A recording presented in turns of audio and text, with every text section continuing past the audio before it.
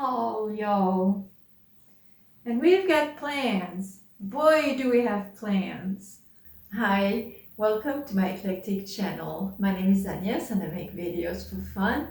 A lot of them on sewing, which is what this is. I also have a growing playlist on French songs and a spattering of other things. What we have to work with is this blue chambray 90% cotton men's shirt. I went snooping around on Pinterest and I found this look. That's what we're going for. There's no guarantee that that's what we're going to end up with. Last time we did some finishing of seams and we created the facing that will go around the top of the bust. Today we turn to straps. I've got some leftover fabric from the sleeves and then some more from when I cut the back of the shirt.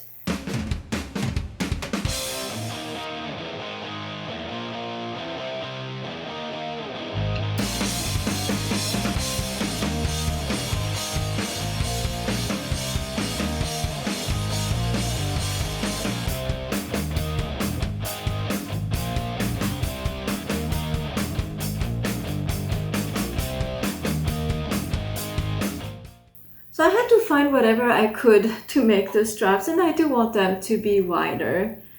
So I could not cut them as one piece that I could then fold in half and stitch. Instead, I had to do two pieces. So I do lose even more in terms of seam allowance. So for each of them, what I'll be doing is I'm gonna stitch them on either side with as small a seam as I can get away with. Probably 3/8 of an inch, yeah. I'll do 3/8 of an inch on either side.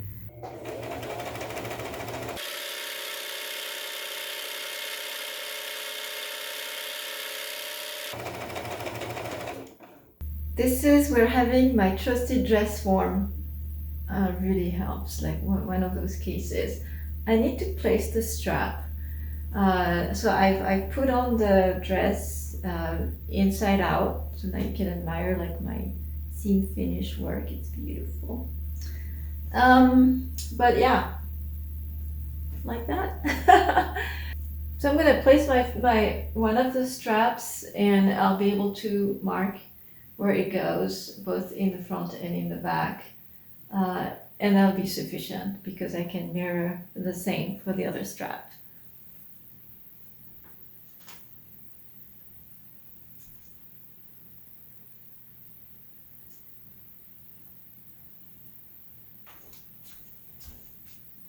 And then I can also decide how long the straps need to be.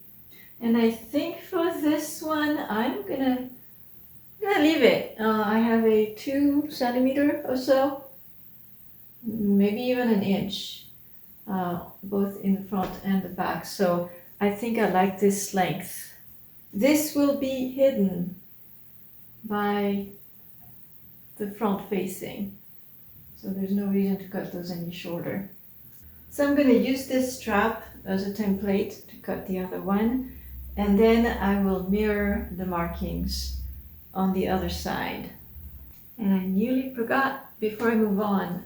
Also, I need to mark on the straps where they need to line up with the top of the dress. I need to know how deep I need to set them. So I think that's all the marking I need. I'm going to use this strap as a template to trim the other one, and then trim and mark. I'm going to transfer these markings symmetrically on the other side, and then we put it together. The straps, the facing, finish the top of the dress.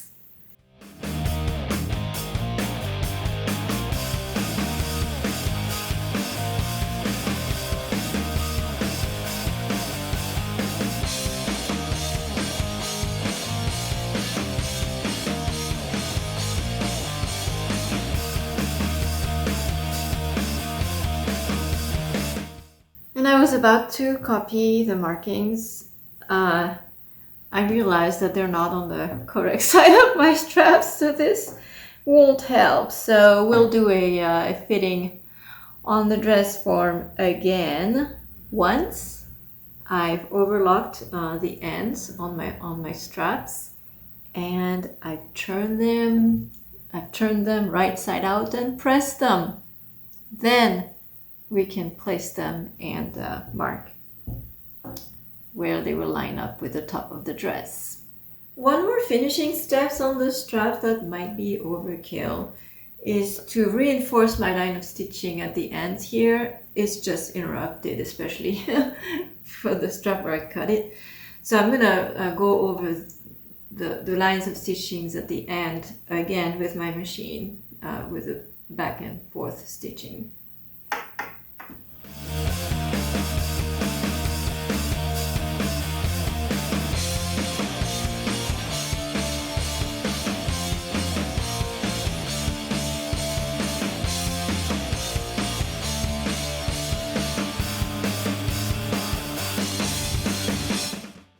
It's hot today, it's July, and I'm not a hot weather person, so I can't think straight.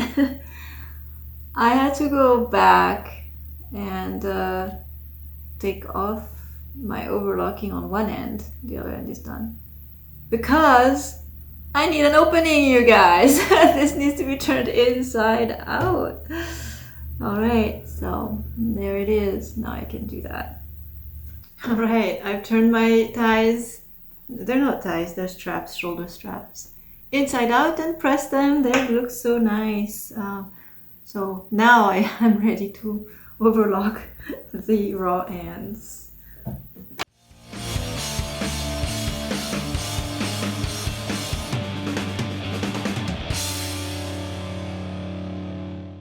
All right, back to my dress form.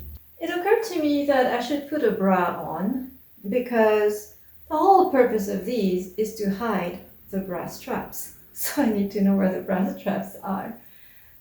So here they are.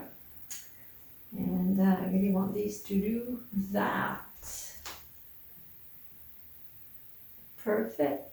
And then another thing to mark is how deep I need to set those in. Next, I'm going to mirror the markings I've just made to the other side, in the back as well. This is not in the tutorial, but I can imagine mattering. I do want to know which strap went where, so I'm going to color code. I got some pink chalk, and I'm going to make a mark on this one and here, just in case. Next time, we'll add the facing of the bust line. Thank you for watching. If you enjoyed this video, don't forget to give it a like, and I look forward to seeing you in the next one.